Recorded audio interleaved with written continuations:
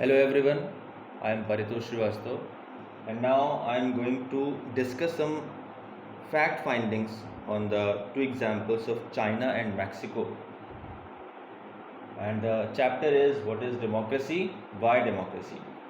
तो अभी हमने चाइना और मैक्सिको के बारे में देखा कि चाइना में कैसे सिंगल पार्टी सिस्टम है और वहाँ पे ट्रू डेमोक्रेसी हम नहीं कह सकते, क्योंकि जिन्हें भी इलेक्शन फाइट करना होता है वो कम्युनिस्ट पार्टी का पहले मेंबर बनते हैं, उसके बाद उन्हें अप्रूवल मिलने के बाद, फाइनल अप्रूवल मिलने के बाद ही वो इलेक्शन फाइट कर सकते हैं। ठीक है, लोगों के पास वहाँ पे कोई चॉइस नहीं है। पार्लियामेंट का नाम वहाँ पे क्या है, नेशनल पीपल्स कांग्रेस। ठीक है, और वही फिर प्रेसिडेंट को इलेक्ट करती है। तो इस तरह से जो मेंबर्स होते हैं इस इलेक्टेड बॉडी के, वो एक ही तरीके से यानी कम्युनिस्ट सोच पे ही चलते हैं और उसी के अकॉर्डिंगली उनको रूल करना होता है या पॉलिसीज़ को फ्रेम करना होता है। सिंगल पार्टी सिस्टम वहाँ पे है, कोई भी पार्टी दूसरी वहाँ पे फॉर्म नहीं हो सकती, सभी को उसमें मर्ज हो जाना होता है कम्युनिस्ट पार्टी में। दूसरा हमने मैक्सिको का एग्जाम्पल लिया था, जहाँ पे करप्शन है, जहाँ पे कि PRI जो है पार्टिडो रिवोल्यूशनरियो इंस्टीट्यूशनल, जो कि 71 ईयर्स यानी 1929 से 2000 तक वहाँ पे उसने रूल किया और किसी भी तरीके की जो दूसरी पार्टीज़ हैं उन्हें किसी भी तरीके से जीतने नहीं दिया, यानी माल प्रैक्टिसेस वहाँ पे काफ़ी ज़्यादा हुई और गवर्नमेंट ऑफिशियल ने भी प्रेशर डाला कि वो PRI कैंडिडेट को ही वोट करें। तो इस तरीके से इलेक्शंस तो हो रहे हैं, बट वहाँ पे किसी भी तरीके की ट्रू डेमोक्रेसी हमें देखने को नहीं मिल रही है, फ्री एंड फेयर इलेक्शंस नहीं हैं। तो फाइंडिंग्स हमारी क्या है, फेयरनेस ऑफ इलेक्शन, तो ये काफ़ी चैलेंजिंग है। The two examples discussed highlight some vital facts, some now we are going to discuss about the facts. Elections can hardly be fair if the ruling party controls them. Election को का जो fairness है उसको हम assure नहीं कर सकते क्योंकि रूलिंग पार्टी उसको कंट्रोल कर रही है। This would give the opposition parties little opportunity to defeat them at the time of election. जो अपोजिशन में पार्टी है यानी जो सेकेंड लार्जेस्ट रूलिंग पार्टी है, नेशनल पार्टी है, जो कि अपोजिशन में बैठी है, तो कभी उसको ऐसे तो मौका मिलेगा ही नहीं कि वो अपनी आइडियोलॉजी के अकॉर्डिंगली पावर में आ सके, ठीक है, और रूल कर सके।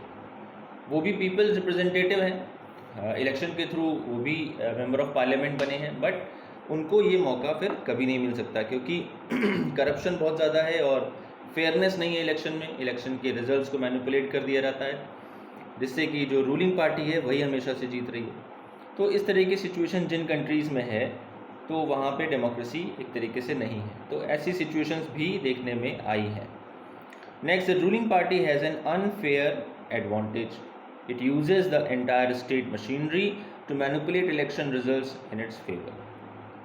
कई जगह ऐसा भी देखा गया है कि वहाँ पे वो गवर्नमेंट मशीनरीज, डिपार्टमेंट्स, जो भी रिस्पॉन्सिबल अथॉरिटीज़ हैं, उनको वो गलत करने के लिए मजबूर करते हैं। ठीक है, यानी रिजल्ट्स को मैनिपुलेट करना, रिजल्ट्स को चेंज कर देना, वोटिंग में काउंटिंग में गड़बड़ी करना, तो ये सारी चीज़ें भी हमें देखने को मिलती हैं।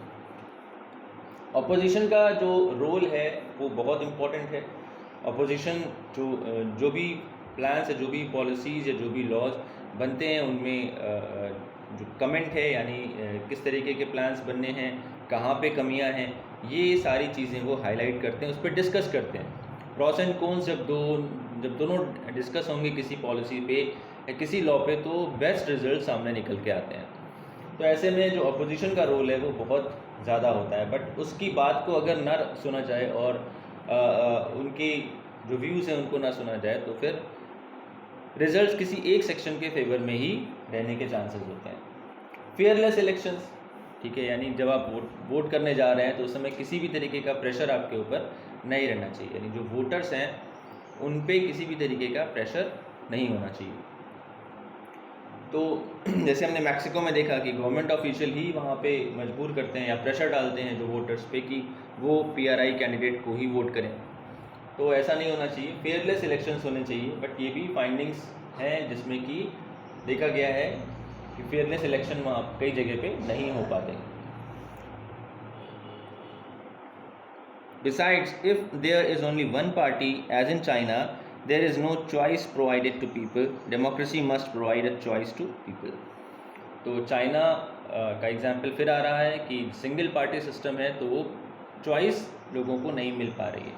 तो डेमोक्रेसी के जो प्रिंसिपल्स हैं, जो चीज़ें डेमोक्रेसी के थ्रू मिलनी चाहिए, चॉइस मिलनी चाहिए, वो लोगों को नहीं मिल पा रही। It must also ensure that the conditions in which elections are held in a country are completely fair. ये भी एश्योर होना चाहिए कि जो फेयर इलेक्शन है, यानी काउंटिंग, जो वोटिंग हर जगह बिल्कुल सही है, जो किसी भी तरीके का मैनिपुलेशन रिजल्ट्स के साथ नहीं किया गया है, और जो रिजल्ट्स आए हैं, जो कैंडिडेट जीते हैं, वो फेयर मैनर में जीते हैं। If the opposition party has followed the constitutional norms essential to the principles of popular democracy, it must be given the opportunity to take part in the elections and seek support from the electorate to form the government. This can happen only when people vote fearlessly. तो opposition को कब मौका मिलेगा government form करने का? जब elections free and fair, यानी किसी भी तरीके का प्रेशर ना हो वोटर्स पे, और काउंटिंग से लेके फाइनल रिजल्ट सबमिशन तक सारी चीज़ें फेयर मैनर में वहाँ पे चलें, यानी गवर्नमेंट मशीनरीज जो अथॉरिटीज़ हैं उस पर रूलिंग जो गवर्नमेंट है, रूलिंग जो पार्टी है, उसका कंट्रोल ना रहे। One can have no fear only when elections held in the country are neutral, यानी हर तरीके से न्यूट्रल मैनर में होना चाहिए, किसी भी तरीके का प्रेशर किसी कैंडिडेट पे या वोटर पे नहीं होना चाहिए। Universal adult franchise is the expression of the equality of all people. सभी के वोट की वैल्यू सेम है, तो यूनिवर्सल एडल्ट फ्रेंचाइज जो है, यानी जैसे हमारे कंट्री में 18+ के जो वोटर्स हैं वो वोट कर सकते हैं, जो लोग हैं वो वोट कर सकते हैं, यूनिवर्सल एडल्ट फ्रेंचाइज का यूज़ कर सकते हैं। ठीक है, तो ये इक्वलिटी शो करता है सभी लोगों की। Universal adult franchise is an accepted principle of democracy. ये भी फैक्ट देखा गया है कि हर जगह इसको एक्सेप्ट किया गया है। It's an accepted principle of democracy. It implies that all people irrespective of qualification have the right to vote. किसी भी इकोनॉमिक स्टैंडर्ड का हो, किसी भी एजुकेशनल लेवल का हो, वो पर्सन वोट कर सकता है। ठीक है, इलिटरेट तक हमारे यहाँ वोट करते हैं। ठीक है, यानी उन्हें भी राइट है being citizen of our nation कि at the time of election वो अपने रिप्रेजेंटेटिव या जिसे वो सही समझ रहे हैं उस कैंडिडेट को वो वोट करें। तो इसमें फाइनेंशियल लेवल या एजुकेशनल लेवल का कहीं कोई रोल नहीं है। वोटर्स फ्री हैं, उनको राइट है जो एडल्ट्स हैं कि वो वोट करें। No matter what the status of person, the vote cast by each voter is counted as one. ठीक है, चाहे वो बिजनेसमैन हो, हाईली रिच, या फिर कोई डेली वेज वर्कर हो, लेबरर हो, रिक्शा पुलर हो, सभी के वोट की वैल्यू 1 है। ठीक है, ऐसा नहीं है कि जो रिच हैं उनके वोट का जो वेटेज है वो ज़्यादा होगा, या जो पुअर हैं उनके वोट का जो वेटेज है वो कम होगा, ऐसा कुछ नहीं है। सभी के वोट की वैल्यू सेम है। Therefore, all people have value and dignity and all are politically equal. और सभी देखा जाए तो पॉलिटिकली कैसे हैं, इक्वल हैं, क्योंकि सभी के वोट की वैल्यू सेम है। The vote cast by each voter is counted as 1. Universal adult franchise on suffrage was established as a principle throughout the world after much struggle. However, there are some countries even today which do not recognize this principle.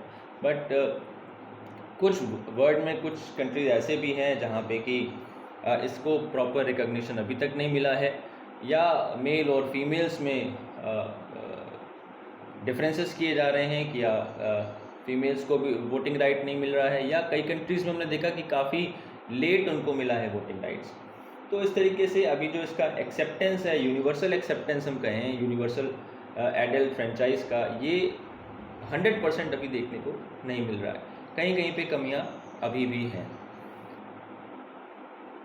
Voter list में नाम होने के बावजूद भी जो घर की ladies हैं उन्हें कई बार ऐसा भी होता है कि वो वोट डालने नहीं जा पाती, जबकि उनका राइट है। तो इस तरह की चीज़ें भी फैक्ट्स जो सामने आए हैं।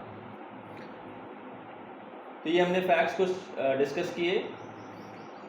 पहला था फेयरनेस ऑफ इलेक्शन, फिर the ruling party has an unfair advantage, किस तरीके से वो मैनिपुलेशन कर सकते हैं, गवर्नमेंट मशीनरीज का यूज़ कर सकते हैं।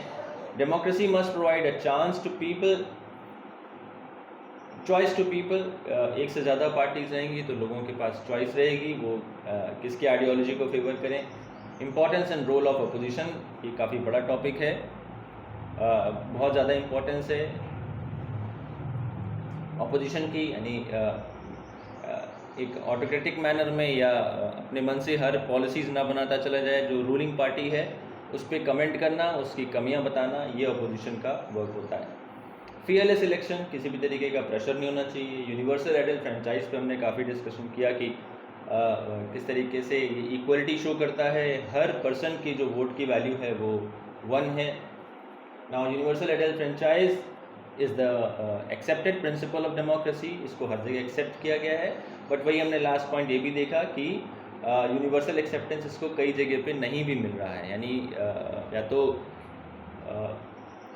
हाफ हार्टेडली मिल रहा है या फिर जो उसके एप्लीकेशन में अभी भी, इम्प्लीमेंटेशन और एप्लीकेशन में अभी भी कहीं पे कमियां हैं। ठीक है, नाउ हम बात करते हैं सिविल लिबर्टीज़ की। All important characteristics of democracy is that it grants top civil liberties to its citizen. They should enjoy freedom of speech, expression and information. तो जैसे अभी हमने बात की कि फ्री इलेक्शन होना चाहिए, यानी किसी भी तरीके का प्रेशर नहीं होना चाहिए, तो इसी से कनेक्टेड सिविल लिबर्टीज़ हैं जिसमें फ्रीडम ऑफ स्पीच है, यानी जो हम सोच रहे हैं, जो हम एक्सपीरियंस कर रहे हैं अपने सिस्टम में, जो कमियां हमको दिख रही हैं उसके बारे में हम बात कर सकते हैं, अपने व्यूज़ को एक्सप्रेस कर सकते हैं और इन्फॉर्मेशन गैदर कर सकते हैं। RTI हमको मिला है, राइट टू इन्फॉर्मेशन। तो गवर्नमेंट मशीनरीज़ में, गवर्नमेंट डिपार्टमेंट्स में जो कुछ भी हो रहा है उसकी हम पूरी इन्फॉर्मेशन हमें अगर हम चाहें तो हम ले सकते हैं RTI के थ्रू। तो enjoy freedom, we should enjoy freedom of speech, expression and information. इसी के साथ साथ citizens also have the right to freedom join और क्विट एनी एसोसिएशन। ठीक है, एसोसिएशन फॉर्म करना, ग्रुप फॉर्म करना, ये भी हम कर सकते हैं। Civil liberties also include the right to form a political party. Political party, कोई ऐसा पॉलिटिकल ग्रुप, ये भी हम फॉर्म कर सकते हैं, बट उससे किसी भी तरह से पीस एंड हार्मनी जो कंट्री की है, जो एरिया की है, वो डिस्टर्ब नहीं होनी चाहिए। अनलॉफुल एक्टिविटीज़ में इस तरीके का इन ग्रुप्स का नाम नहीं आना चाहिए। तो this is formation of association और पॉलिटिकल पार्टी। तो ये सिविल लिबर्टीज़ हैं हमारी।